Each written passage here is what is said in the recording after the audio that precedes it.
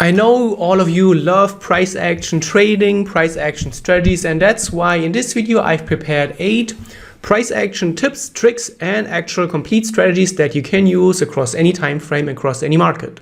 So let's get into it. And the first one is the 1, 2, 3 pattern. Although it is very basic, it's a very powerful pattern. And generally speaking, if you can keep your strategies very simple, very basic, usually what this means is that they will continue to work for a longer period. The more complex, the more difficult it is. Usually it is often curve fitted, and then the strategies are very easy to break. So the 1, 2, 3 pattern basically means that you look for a change in the trend structure. So whereas here on the left hand side, the price was easily making higher highs and higher lows. Here, the 1, 2, 3 pattern shows us that from point 1 to 2 to 3, the market made the first lower high and also the first lower low. Sometimes it can really help to switch to a line graph, and here we can see that. Previously, the market was easily making higher highs and higher lows. Here, from point 1 to point 2, the market broke through the last swing low, making the first lower low. And then from point 1 to point 3, the market also made the first lower high. So this indicates a trend change, and very often the market is completely reversing after those 1, 2, 3 patterns. Another example is here, and again, confluence is the king of trading. What this means is that don't just look for 1, 2, 3 patterns and trade them blindly, but look for other confluence factors. For example, a higher time frame direction. For example, look left, zoom out, and look for support and resistance. You can use other indicators, other concepts, a break and retest strategy. And let's look at the line graph to understand the 1, 2, 3 pattern. From point 1 to point 2, the market made a lower low. First time in this uptrending move. From point 1 to point 3, the market made a lower high. And that's also the first time in this uptrend. So a very nice trend structural change you can see afterwards. After point 3, the market broke into another lower low, retested the previous lows as now resistance. So support is becoming resistance. And then afterwards, that's really where the new trend kicked off.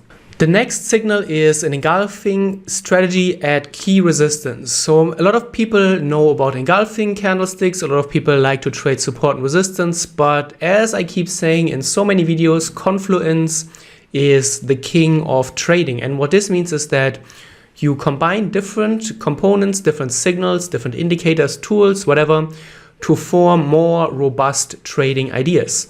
So we have the market turning into a previous resistance area after a long uptrending move and then showing us a engulfing candle. So we have the engulfing candle, the resistance level, and we are looking for turning opportunities at a mature trend. We don't want to look for turning opportunities early on in a new trend because the likelihood that a trend is turning is not as high, and continuations are a more higher likelihood. And you can see here afterwards the market really nicely unfolded. We could also add the 1, 2, 3 concept here, where the market made then the first lower high and the lower low. So you can see we can add multiple layers of confluence and really create very sophisticated trading ideas. Another idea would be to add round numbers. Round numbers are very important psychological numbers. They are used by many different types of traders. Even financial media is referring to it. A lot of automated and algorithmic trading strategies are using round numbers because they are just super objective, and that's why they're easy to use in a code, in a program.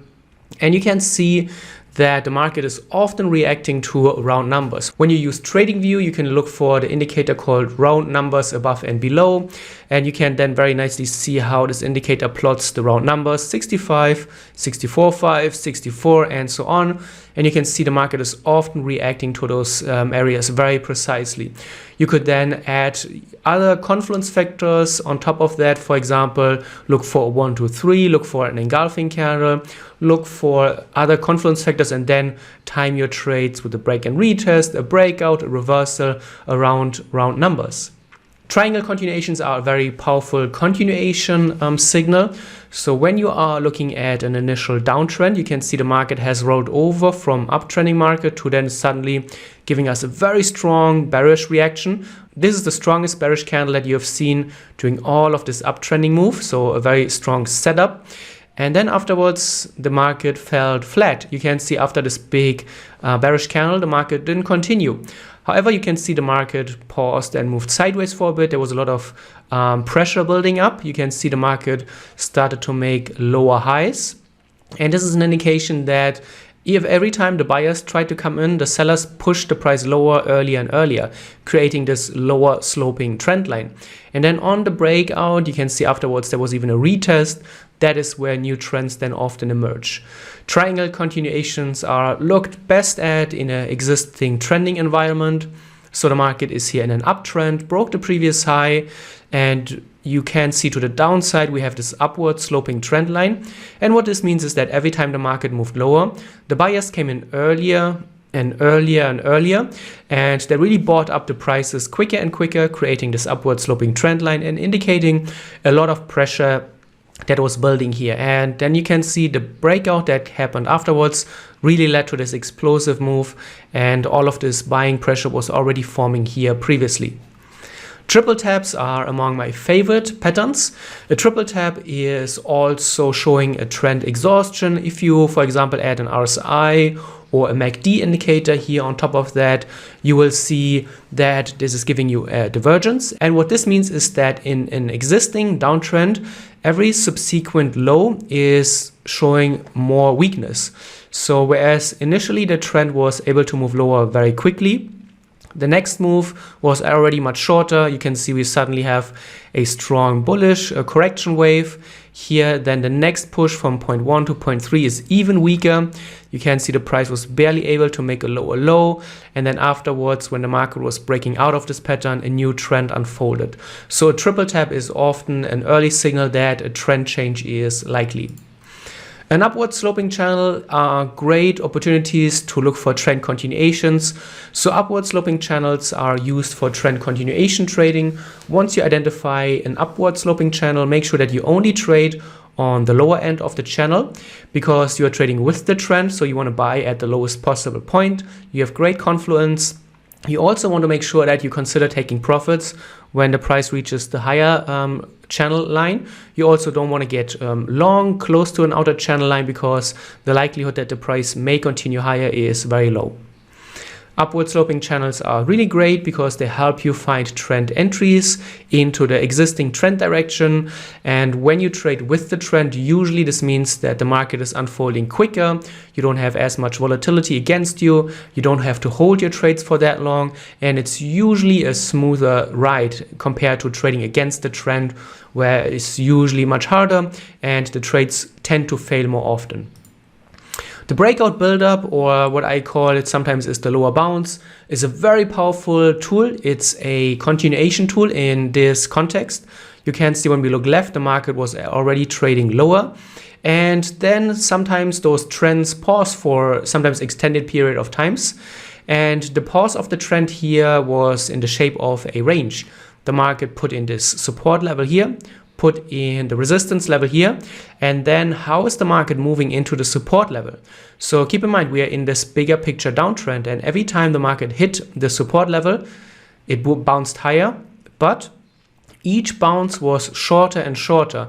And this already indicates that, similar to the triangle, that every time the market moved higher, the sellers came in earlier to sell the price, and the buyers are not able to push the price beyond a last swing high. So this is a very important indication that there's a lot of selling pressure. The buyers are not strong here, and the sellers are ready here really to sell up everything. So really, really interesting. And if you see that then a breakout is happening after the buildup, that is often where you can find high probability breakout trades. Just because you see a breakout buildup, it doesn't mean that you should already short. Always wait for a confirmed breakout. Here as well, a breakout build-up reversal, and here we even have more confluence. So you can see the market was in a strong uptrend. The uptrend failed after the market made this fake out pattern here previously. We had a strong breakout, then a doji, and a strong reversal candle. And you can see this is an extreme candle because when we look left, this is the strongest candle that we have seen during all of this trending move previously. So that is already a strong indication. We have the fake out. And then afterwards, you can see the market was never able to come close to the previous high. We made a lower high here and we made a lower high here. And then you can see after the breakout, the market really changed the direction. And so again, it's not about just finding individual signals or candlesticks. It's about really putting everything together to form a complete story and to build confluence. You want to add one layer on top of the other to really come up with strong trade ideas. Flags are maybe the most powerful continuation patterns. And in a downtrend, you will see that the market is pausing. The market never or very rarely moves into one straight line. There's usually back and forth and an up and down in any trend. And if you are in a downtrend, generally the best idea is to short, because we want to go with the long-term trend. And what we can do is, if you have missed, for example, the first initial push, you wait for the first consolidation. And if you can define the consolidation with a trend line and turn it into a flag, you wait for a flag breakout. Those can be very high probability setups. You can already see when we put those trend waves into the context, the first initial with the trend wave was very strong. In a short amount of time, the price really moved quite a lot, whereas the flag showed that it is going against the trend, and the buyers are not able to get the trend going here really. You can see that the angle is very low. It took price a long time and the price was just barely able to move higher. We have a failed breakout here, and then we have a lower bounce and then a breakout. So here you can see we have so much context. We have the big picture downtrend, we have the weak flag, we have the failed breakout, we have the lower bounce, and then also here the breakout, which comes in the form of a 1, 2, 3 pattern. So this is how you really build strong trade ideas. Flag continuation number 2. We are in a big picture uptrend, very strong initial push, very weak continuation here to the downside. The market failed to move lower with this fake out, failed breakout. We have a very nice resistance that we can use. 2 touch points here at the highs. The market breaks out, comes back to a retest, moves higher, retests again, and then keeps going. So flags are one of the favorite trade ideas that you can use. You could, for example, also add a moving average. You could look for trend lines here to the downside. And there are many, many options how you can improve flag continuations. For day traders, I have something at the end, a London breakout trend following idea. So there is in TradingView an indicator called sessions. You can visualize the different trading sessions, and in green you have here the London session. So this is particularly interesting for Forex traders because often when the London session opens, that's where you will often see strong moves and strong breakouts. So previously you can see for maybe 2 or 3 days the market has been trading sideways, and then on the session open, on the London session, there was this big breakout. So you can see very nicely how with the London session open the market really started moving lower. London breakout pattern number 2. We moved higher, we moved lower, built this flag or triangle pattern, and then halfway or maybe a third into the London session, the market broke out. The London traders really brought in momentum here once they got to their desks in the morning, and that's often where you see new trends start. So if you can see a breakout and a new trend emerge very early in the London session, that are often high probability trading ideas, especially if you can put them into the right context. For example, the big picture trend, you have some confluence such as a flag or other important confluence factors.